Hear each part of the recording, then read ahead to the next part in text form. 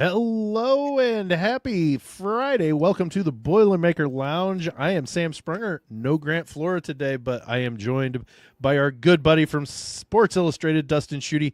Dustin, how are we today? I'm doing great, Sam. How are you doing?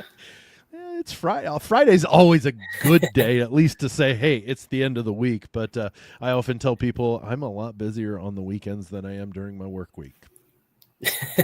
You know what? As a sports writer, it's like there is no actual set weekend. Yep. So, like on Thursday, I didn't have much to do, so it was kind of a day off. So, because you don't know what you might run into Saturday and Sunday. So, weekend. Yeah, exactly. They just come sporadically. Well, today we are going to jump in and talk about the women's team here at Purdue. Kind of a rough season. Actually, a rough season this last year. 10-19, 15th in the Big Ten. They were one of the three that were left out, Dustin.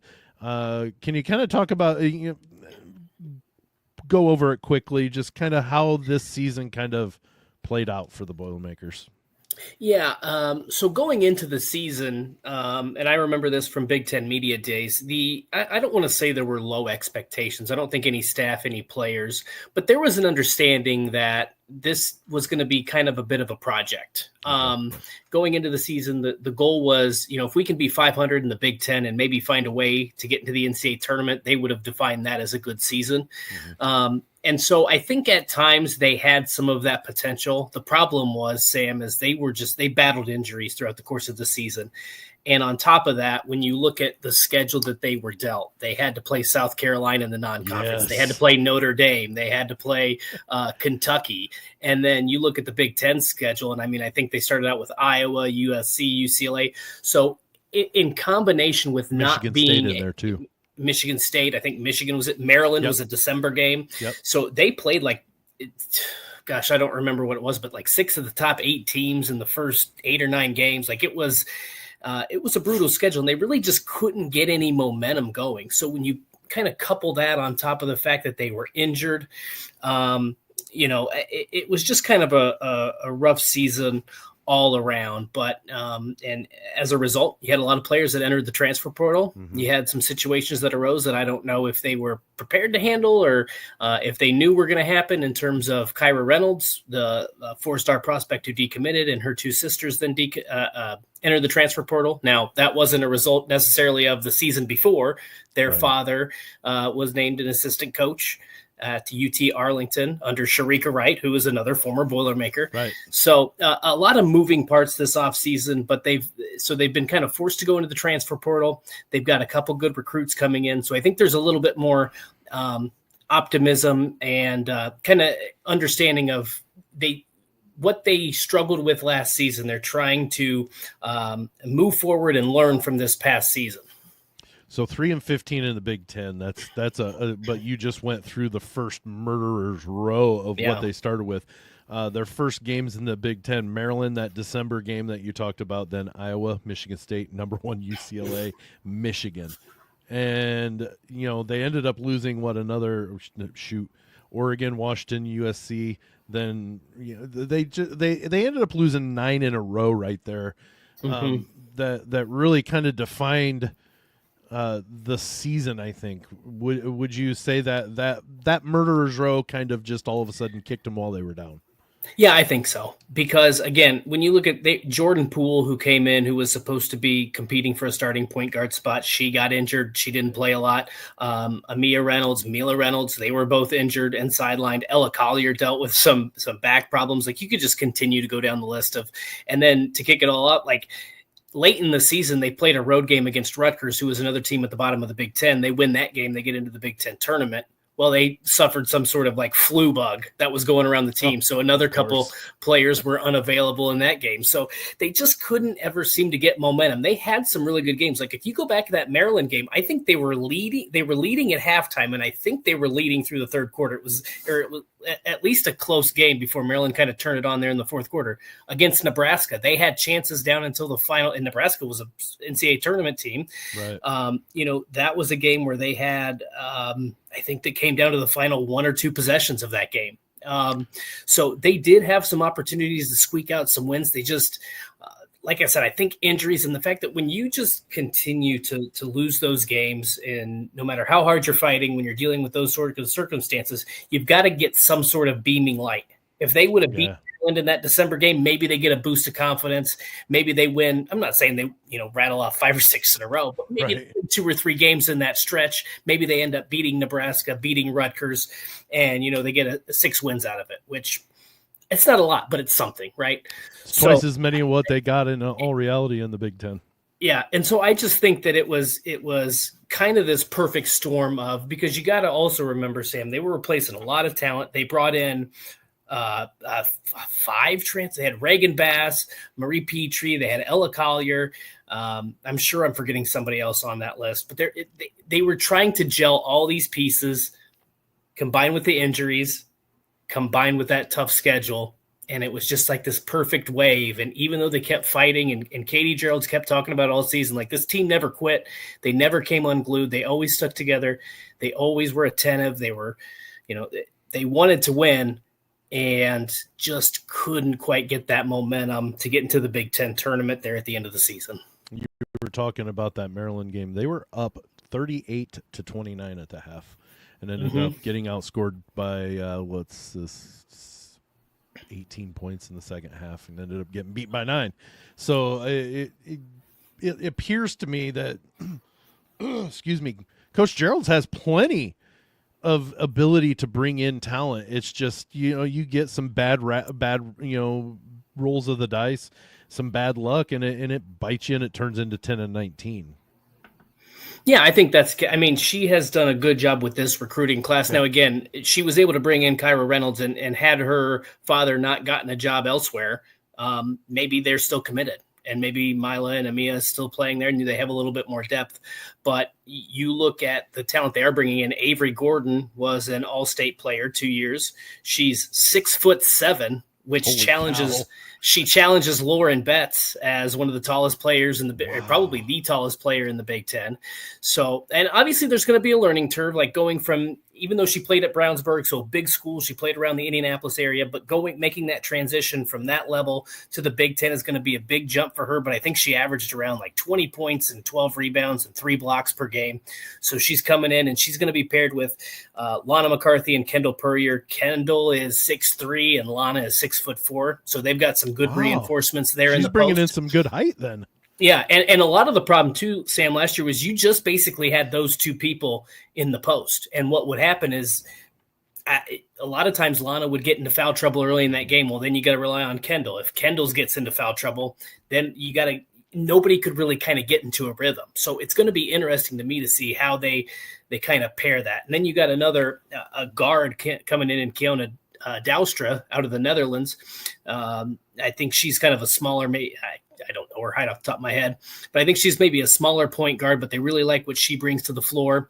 And we'll talk about the transfers here in a little bit. But then there's another, we've talked about the addition on the men's side of Omar Meyer. And right now, as far as I'm aware, Purdue's still in the running as we record this to land Hila Karsh, who is another Israeli guard, international player, played in the Eurobasket FIBA, and was a really solid player at that level. So she has been able to attract some talent. That staff has done a good job at attracting some talent to Purdue. And let's face it, they have not been a high-quality NCAA tournament team in recent years. So the fact that they're still able to bring in high-level players of the program, I think, is a promising sign. And then again, some of the transfers they're getting in, maybe you look at some of the schools they attended, maybe you're not, popping your eyes, but I think that they've got some really solid players. When you look at what they do on the floor, I think it's a really good sign for where the direction this program's headed. Well, I'm looking at their roster right now. They've got 10 on the roster for this next 25-26 season. Who all have they added? We did a little bit of talking. We didn't have a nailed down exactly how many people were left from last year's roster. Good, bad, indifferent, doesn't matter. They're gone now. She and Coach Gearlds and the staff has been able to bring in a total or have a roster of 10. What all are they looking for currently still, and what have they added? So we'll go through what they've added so far. The first one that they got, the big one, was, to me, Taylor Feldman, who she was an all-conference player at Northern Arizona. And the thing that stuck out to me, Sam, about her game is she is a player who went from shooting around 23%, I think, from behind the three-point line, and now she's, I want to say, above 35%. I want to say she's almost pushing 40%. So she's a player who has gotten better every single year. I asked for a description. I was told she is basically Abby Ellis, but a little bit taller. So a lot, and Abby Ellis was a really solid point guard. She's playing over in her home country of Australia professionally right now.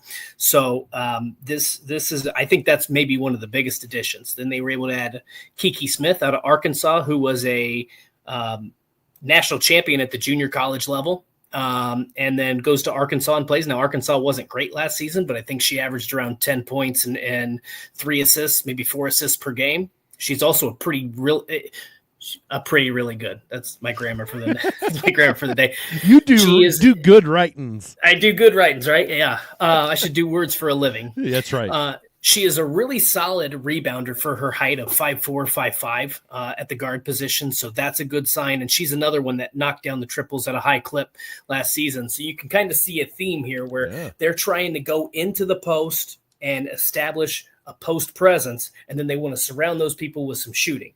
Now, they were also able to add Nia Smith out of UNC Greensboro. She was the SoCon Freshman of the Year. So that's a nice pickup. And then Taylor Henderson out of UNC Wilmington, who I think also averaged around double digits point scoring. But I don't know that either of those two are prolific three-point shooters. Again, there's been so much with football, basketball, and women's basketball in the transfer portal that I got to try to keep my numbers straight. But those are the players they have added from the portal. In terms of what they're still looking for, that's a really good question, because it seems to me between maybe Taylor Feldman and Kiki Smith, they may have figured out what they want at point guard. Now, the one caveat I would throw out there is that at the end of the season, Katie did say that they wanted to get a little bit bigger and probably get a little bit bigger point guard, maybe a more pure point guard. So Kiki doesn't really fit that description. I think Taylor's a little bit taller, so maybe she does. But at the end of the day, if they can hoop, they can hoop. And I think that that's more important than size is what they want. But and then the other addition that we haven't talked about, McKenna Layden's on the still on the team from last season. She really kind of grew as she got healthier and as she got more accustomed to being on the floor. Her older sister, Madison Laydenze, is coming back, and she's an 1,000-point scorer. She took last season off. She had 1 season of eligibility for the COVID year, so she's coming back.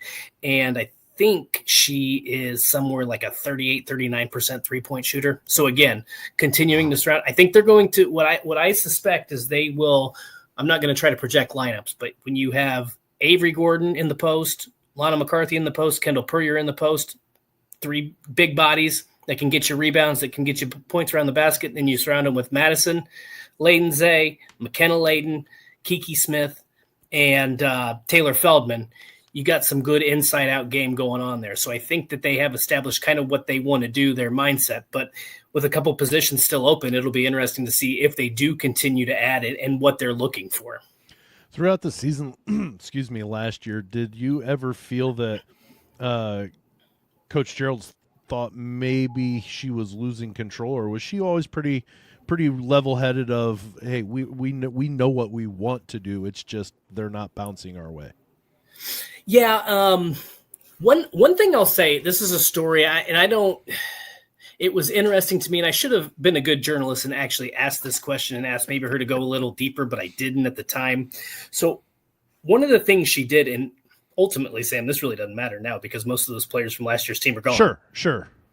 But at one point during the season, she made the comment, and this was between games. She said, yeah, we were in the gym practicing not until we got it right, but until we didn't get it wrong. And basically before a game, and I think they were probably playing a group of 5 team or a lower level opponent. And she basically said, look, our quads hurt. Everything hurts. We're a little sore. We limited our shoot around today because we're tired from getting in the gym. And in that moment in my head, I'm like, okay, so this is not just about this year. This is about, we got to establish a culture, build a culture, not just this season, but moving forward. And so you hope that the people that stuck around, that kind of sticks with them. Mm-hmm. And she talked a lot about, Lana wants to be great. Kendall wants to be great. All those players want to be great. They're in the gym. She never felt like she was losing the team. I'm sure she was incredibly frustrated at times with the ball not bouncing their way. There were certainly some things they had to improve on. But in terms of like the cohesiveness in that locker room and players sticking together, she never lost the locker room. They never had any of those issues. She talked a lot about that throughout the course of the season, where they just continued to fight, show up every day, even when things weren't going their way. And so there was a lot of commendable things there. But what she really wants to do ultimately with this program, she wants to push tempo. She's talked a lot about, she likes the 24-second clock. Like, she loves the way the NBA and the WNBA, she wants to push tempo, run up and down the floor, quick shots. Problem was they really didn't have the roster for that last year, especially with the number of bodies that were sidelined due to injury and illness at times throughout the season. So I think they know what they want to do, and they're kind of putting the pieces together there. And that's why it's going to be interesting to me with Kiki Smith. I mean, she can fly, right? Like, so they've got, I think they're getting maybe more of the pieces they want to fit their style and what they're trying to do. And that's what I was going to ask is it sounds like she had something envisioned with injuries and illnesses, like, throughout the season that prevented them from doing what they had planned. And, if a couple of injuries didn't happen, maybe that last season turns out not completely different, but markedly different.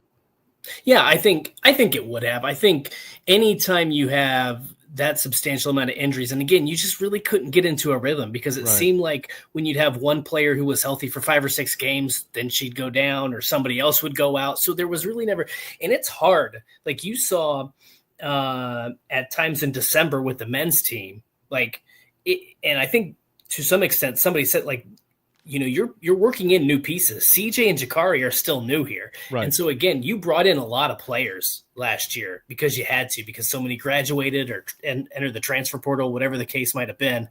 So when you have that and you're not able to get on the court, again, if they would have been healthy, I'm not saying they're going to beat South Carolina or Kentucky. I think that's a little crazy, or Notre Dame.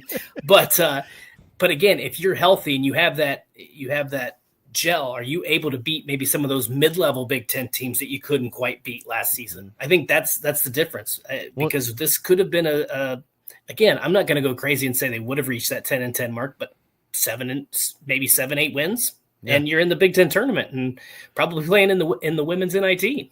Well, and maybe they beat Rutgers, maybe they beat Maryland, maybe that some of these maybes, these close games that they lose very closely, might turn out differently if they just could be able to play their game.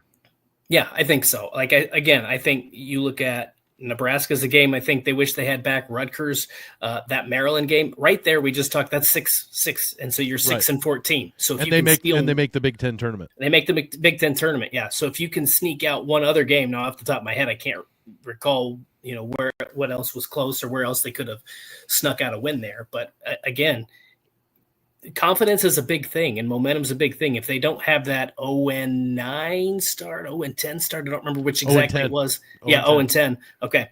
So if they don't have that 0-10 start, and you just get that win over Maryland in December, what does that do for your confidence? Yeah, no kid. I mean, because a week later they went and lost by 30 to Kentucky, but Kentucky, really good basketball team. Not saying that they would have beaten them, but maybe they come back and they only lost by 11 to Iowa. I'm not saying again that they would, but maybe that turns around a little differently, and it just and once you start the snowball, Dustin, just as well as I do, once the snowball starts rolling, it's really difficult to stop it from going.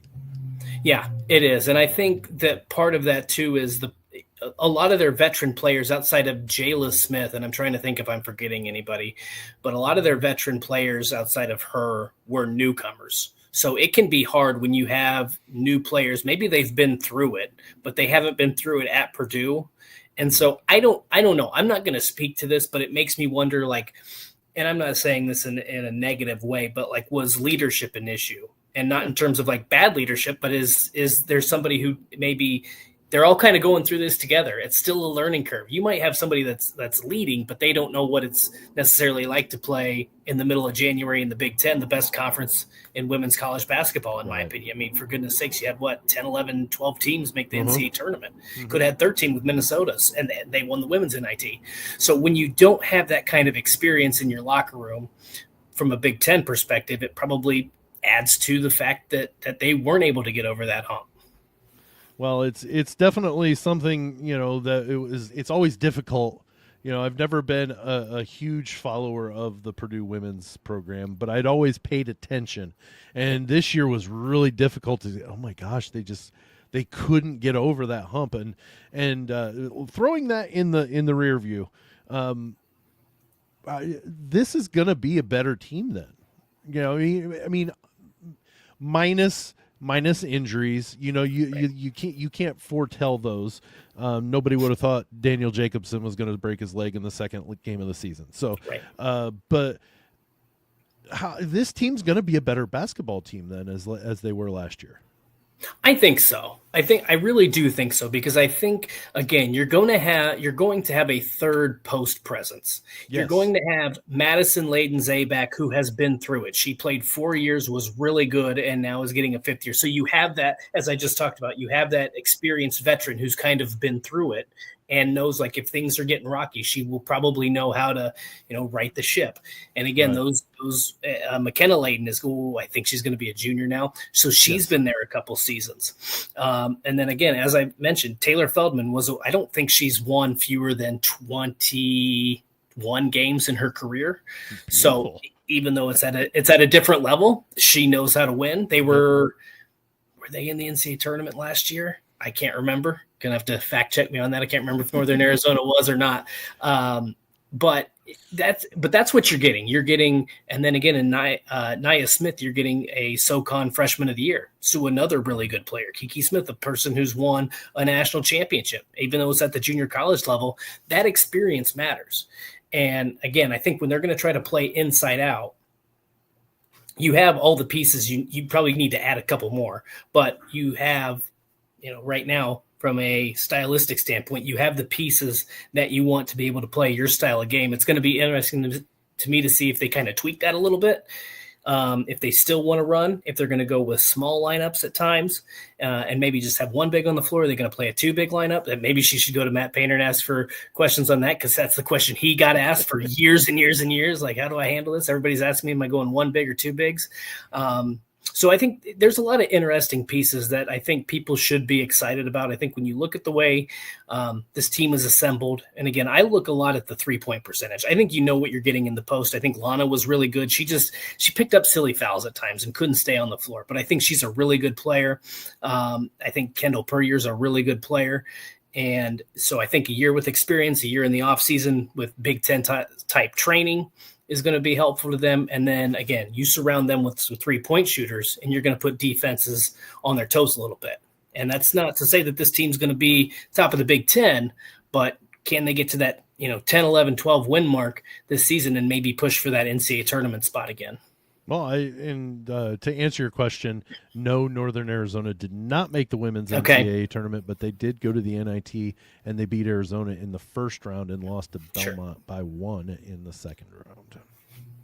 Well, there you go. So Taylor Feldman does have some postseason tournament experience.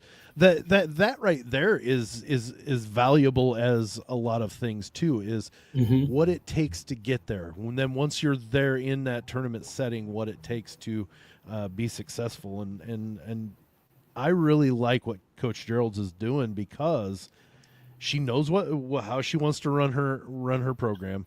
She knows what kind of offense she wants to run, and now she's finally appearing to get some of those pieces to fall in place to where maybe Purdue's not a Cinderella, but a dark horse surprise to be in the top half of the Big Ten. Yeah, I think that's the next step. I think that's kind of the baby steps. And I've talked to a lot of people in the program, and that's kind of what they said last year, like baby steps. Yeah. And there's nothing wrong with that. Look, they knew they had a ways to go. And I think that they are now assembling the pieces to take that next step. And so to me, it's going to be really fun. Hopefully they can avoid the injury bug, because that was such a killer last season. Yeah. But I think that they have assembled so far a really good roster, and I don't think they're quite done yet. I'm sure they're going to add some other pieces, whether they're looking for veterans, whether they're looking for young players to come in. Not really sure, but I think the core of what they want is what they currently have on the roster. And I think if they're able to add Hyla Karsh, if they're able to add her, I think that's going to be a huge piece for them as well. Because at the very least, that builds for the future as well, because she's there. She's coming in as a freshman, and she can, like Omer Meyer, learn the game of basketball, the American game of basketball, in a program that's playing at a high level of competition. And then the keys get turned over to her when she's ready.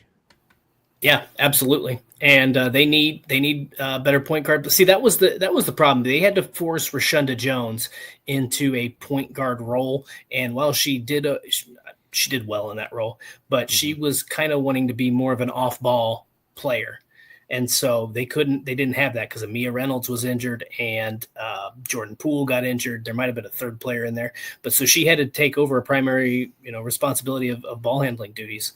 So I know getting a point guard in to Purdue was a big thing, and they've got at least 2 of them now. I think even 3, if you want to count Douster out of the Netherlands. So they should be good in the post. They should be good at point. And I think they've got, that 2 or 3 situation. To me, it's going to be interesting to see again. Are they going to go small and try to surround your one post player with shooting? Are they going to try to go with a bigger lineup, or just depends on matchups? I was going to say, I would assume that it goes against matchups of, hey, this week we've got a big team, so we got to go with some size. But other times, hey, we can put one big down there, really screw up their defensive tasks, and we'll just shoot all day. Exactly. Well, Dustin Schutte from Sports Illustrated, thanks so much for coming in and talking the women's program and what Coach Gearlds and the coaching staff has going on there. It's a rebuild. It's definitely a rebuild, because 10-19 and then losing most of your roster to graduation and transfer portal, that leaves a lot of question marks. But at the same time, it seems like maybe the coaching staff there is putting together what they think, at least the best that they can at this point, to best represent the old gold and black next year on the women's hard court. So thanks so much for coming in today, man. I appreciate it. Absolutely. It was a blast, Sam. Yeah.